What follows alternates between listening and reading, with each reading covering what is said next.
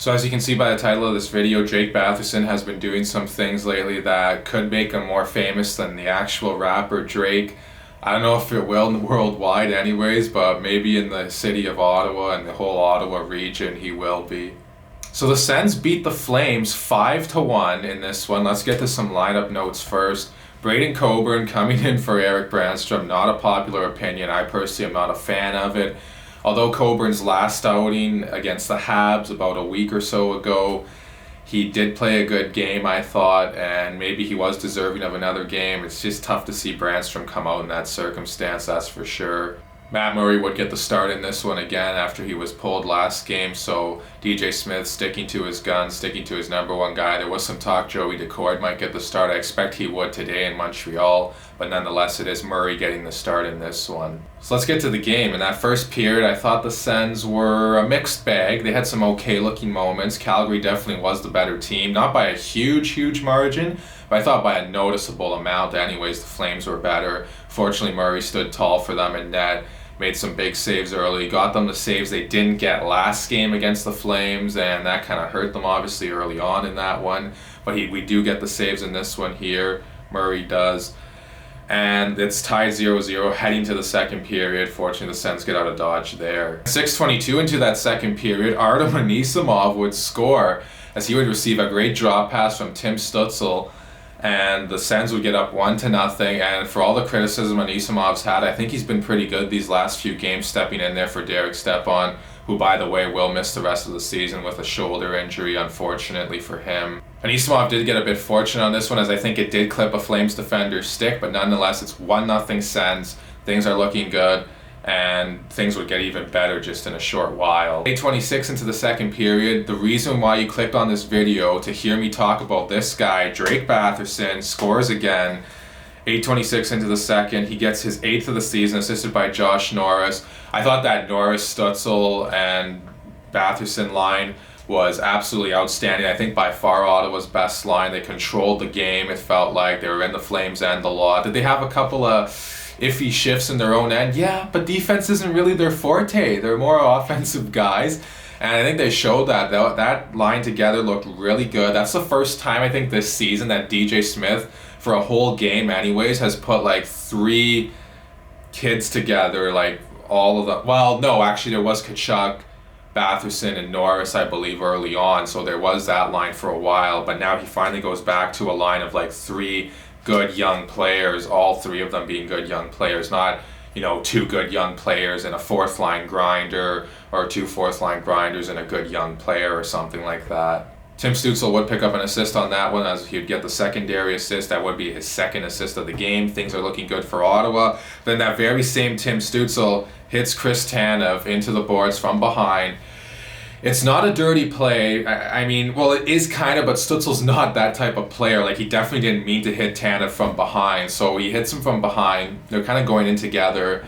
He should have let up on him, of course, but at the end of the day, that is a penalty. It's 2 minutes. And then on that ensuing power play, Milan Lucic again scores, just as he did a couple of games ago. 10:20 into that second, he gets his 6th of the season, assisted by Michael Backlund. That was just not a good play, and while the deep pairing of Riley and Artyom Zub have been playing really well, Riley got burned on this one, because first of all, he makes the mistake at going at a Flames puck carrier in the neutral zone when Zub's got that guy already checked off, and he leaves Lucic, which is fine because Lucic is a very slow skater, and Riley does get back on him.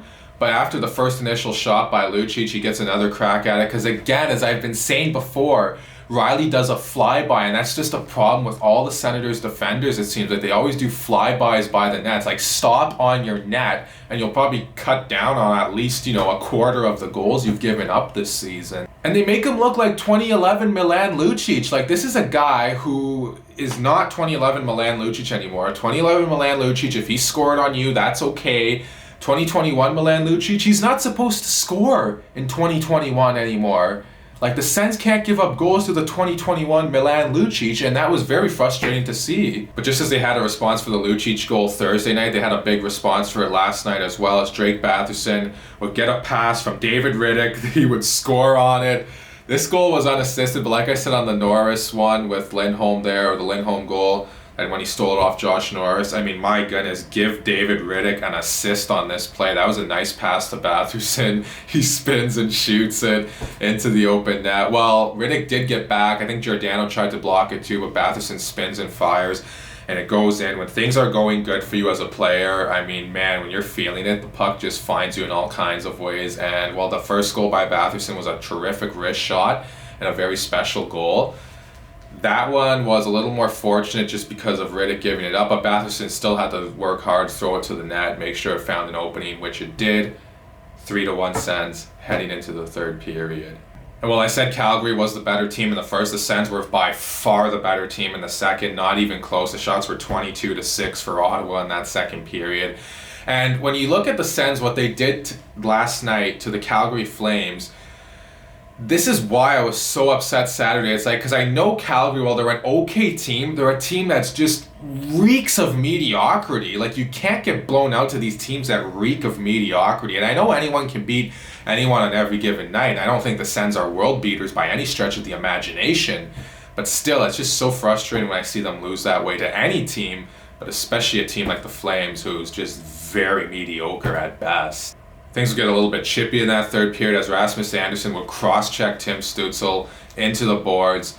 It looked like he went face first. Fortunately, he didn't, because he wasn't bleeding or anything. If he went face first to the boards, he probably would have been bleeding or something like that. So Erik Gudbranson comes in right away, roughs up Andersson, and boy, Rasmus Andersson's so lucky that the linesman got in there, because I really don't think he wanted a piece of Gudbranson at all. So that evens up the playing field, 4-on-4 after Gudbranson comes in and roughs up Andersson a bit.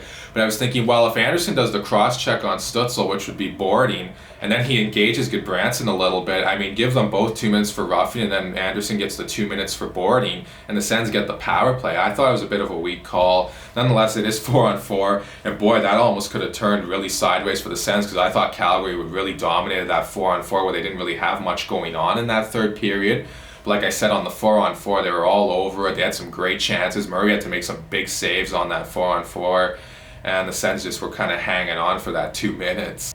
And also 5-on-5 in that third period, Murray would make like a few 10-bell saves later on. Like, man, Calgary had a few grade A chances, grade A looks there. The Sens can't be giving those up. Fortunately, Murray stood tall for them, and he kept the game at 3-1 at that point. Just under 4 to go, the Flames would pull the goalie. Colin White would get the puck right off the draw, fire it down 200 feet into the net. Well, not quite 200 feet because he wasn't right from his own goal line, but he would fire it into the empty net to make it 4-1 and secure this victory for the Sens. And with 2:13 left in the third period, Evgeny Dadonov would tip a Thomas Chabot slap shot to make this game look even worse for Calgary, 5-1. That's how it would end up, 5-1 the final. The Sens win in another convincing fashion over the Flames. That goal was assisted by Chabot and Zaitsev. Like I said, 5-1. Ottawa, they play well in this one. I don't think they get enough credit for how well they play. I hear a lot of people saying, yeah, but Calgary didn't play well. Well, how about when the Sens get blown out, we can say, oh, everyone's just like always Calgary played well.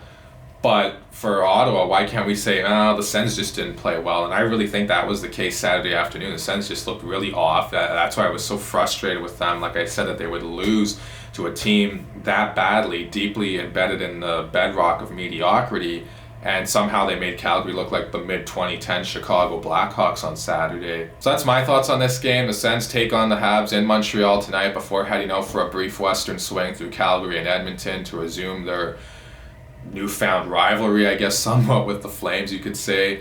So if that's all for this one, like I said, please let me know what you guys think in the comments below. Please like and subscribe and share this video. Thank you guys so much for watching, and I'll talk to you again soon.